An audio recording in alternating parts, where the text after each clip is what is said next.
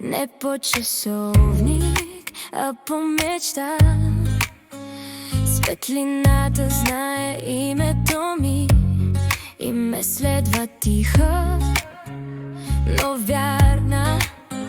Всяка крачка е обещание, всяко движение е знак.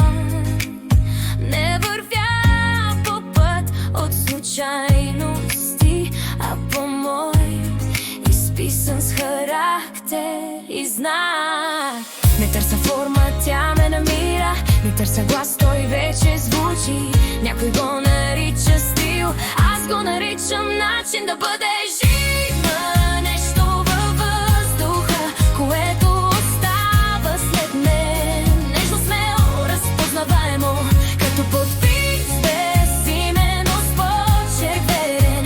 Аз съм тук в този миг, лека, но цяла.